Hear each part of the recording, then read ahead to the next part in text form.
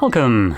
In front of me I have the Apple iPad Pro 13 from 2024, and I'll go over unboxing along with a quick look at this hunk of junk from Apple. So let the meme commence. So flipping it over, we just have two pull tabs. Yoink! Goes a gun. And once you pop the cover, you are right off the bat presented with the tablet itself. So let's peel that off and get presented with a device that looks exactly the same as the previous model. Awesome. Great. I love to see no discernible upgrades. Let's boot it up. Now I do want to point out it does feel really thin, and it objectively is actually thin. So that's actually pretty cool. But that's about everything that I have to say positive about this device. Anyway, I just set it to the side for now. And take a look at what else we get in the box. So we get paperwork. Do we get stickers? Do we get stickers? No, we don't get even a fucking sticker anymore, because apparently those costed too much to company. Apparently spending $1,500 on a device, or euros, doesn't warrant you a sticker. Awesome. Not even a charger. Awesome, great. So this is a normal tablet, I would argue, that comes with a insane price tag and gives you all when it comes down to accessories, because, hey, you want a pen? It comes separate.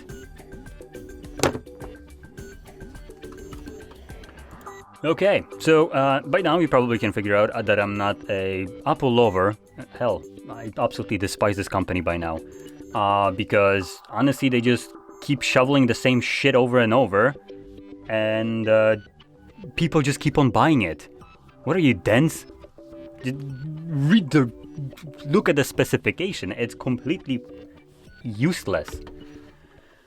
Okay, so let's actually go a little bit more in depth into what kind of problems I have with this and why I'm so critical of this. So, the good parts here, unlike some other device, like iPad Air right here from 2024, this at least comes with an OLED display with 120 Hz refresh rate. Congrats, you done the bare minimum at $1,500, because apparently $1,000 doesn't warrant you high refresh rate display. Anyway, this is the Ultra Retina Tandem OLED display. So that basically means that I think like overlaying the OLED panels so it can give you a better brightness and also prevent burn-ins and stuff like that a little bit better. Now it also supports HDR10, though there is no 10 Plus. So Apple just decided, screw certifications, we're not gonna pay for that, but you're gonna pay for our device. $1,500, awesome. But it does support Dolby Vision, so that's pretty neat. I guess they wanted to pay for that certification. It also has a peak brightness of 1600 nits.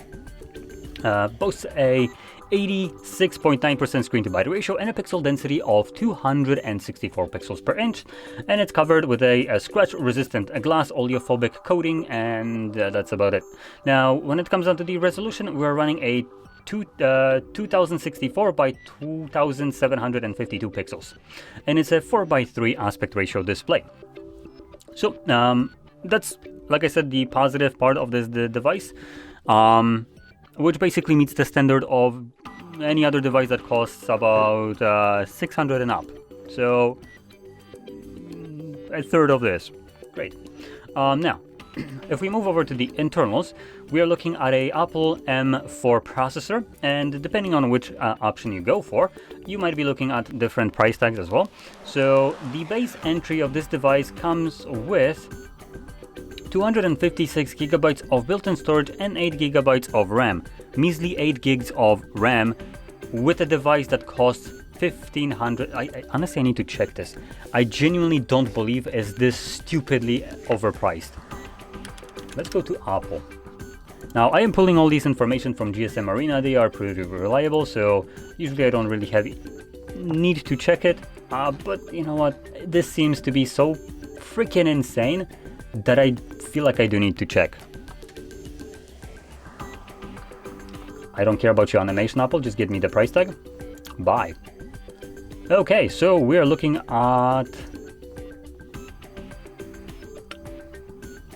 Okay, so the price is correct.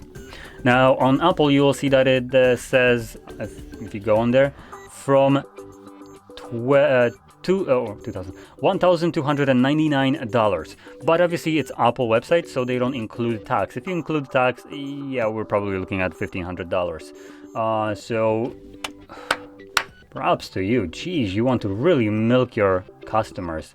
God damn, just you're not even like ashamed to reach into their pocket for the wallet. Holy. Anyway, so let's continue on. So like I said, this is the base entry price for this device, but if you decide to spec it up to a more reasonable storage for a use as a computer, as this is trying to imitate a computer, that's kind of why they're also selling these things, right?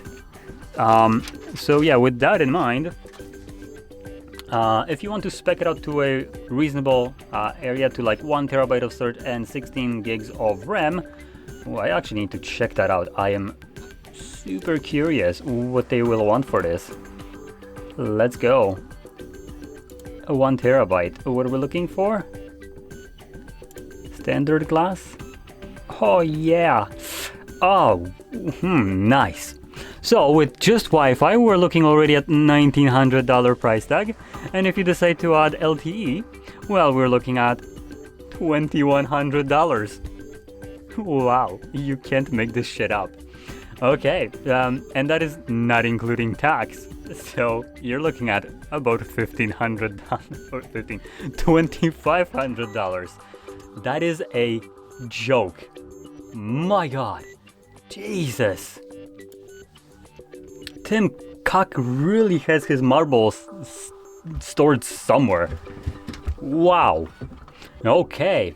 Now I'm gonna step away from the price tags and all that stuff, and let's just get back to the look at the device. So let's flip it over where we'll have our cameras, and that houses a measly 12 megapixel camera.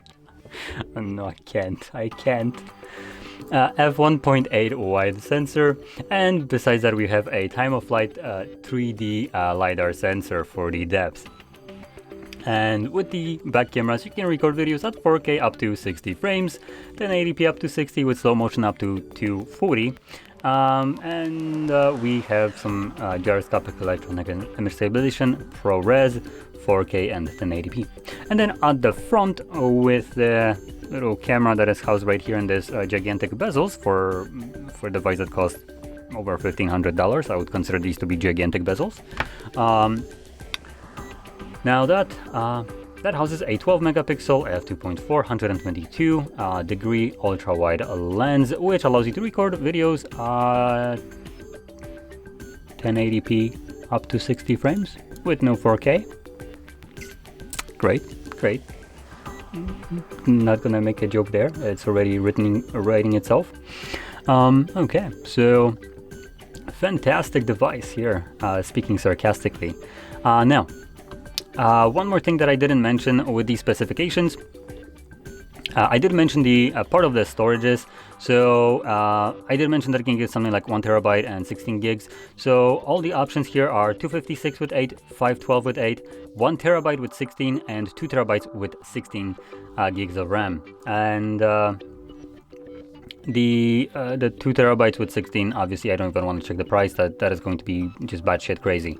Additionally, the battery in here for a 13-inch tablet is, I would say, underwhelming, considering it is a 10,290 milliamps.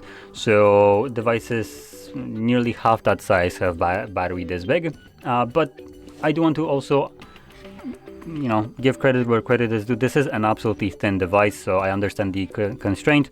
Though, if you're gonna make a pro device that's people supposed to use professionally, though I'm not sure for what reason, you might want to add a bigger battery.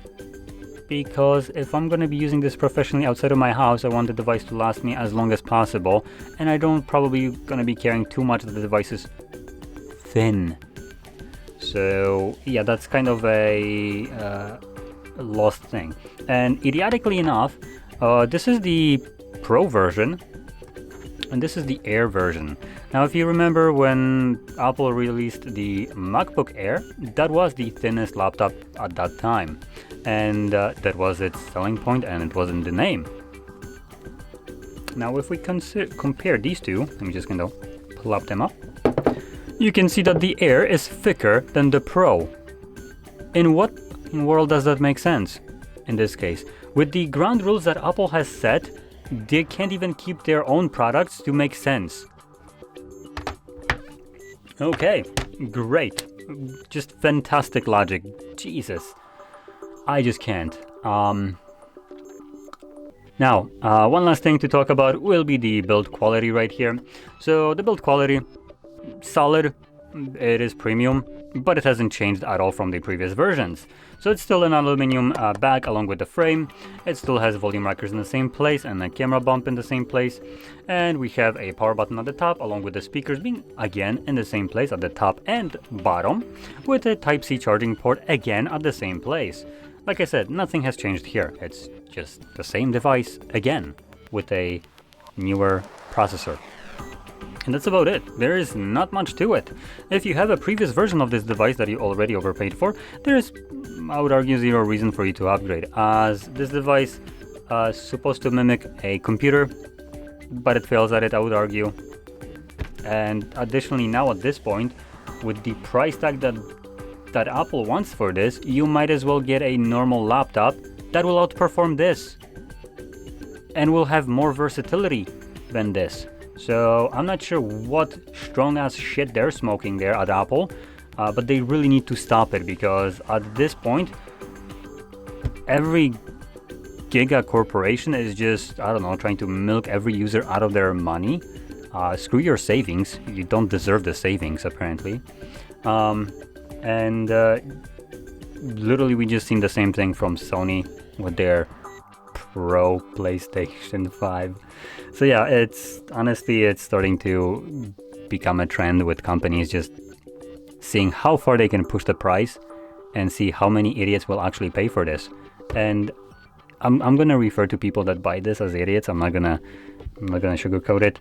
If you're paying over $1,500 for a tablet, you're doing something wrong, and you don't even get a pen in a box, which for creative work, you might argue you should actually have it included with the device for this freaking price.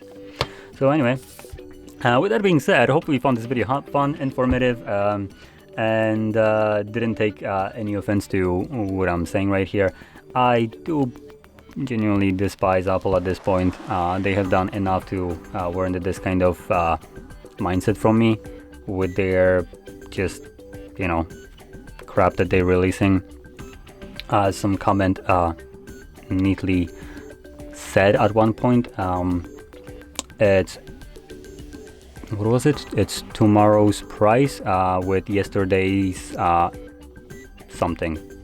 Can't remember, but yeah, it kind of holds true. So yeah, it's a good tablet, but it would be good if it didn't cost you a liver. So with that being said, if you found this video helpful, don't forget to smash like, subscribe, and thanks for watching.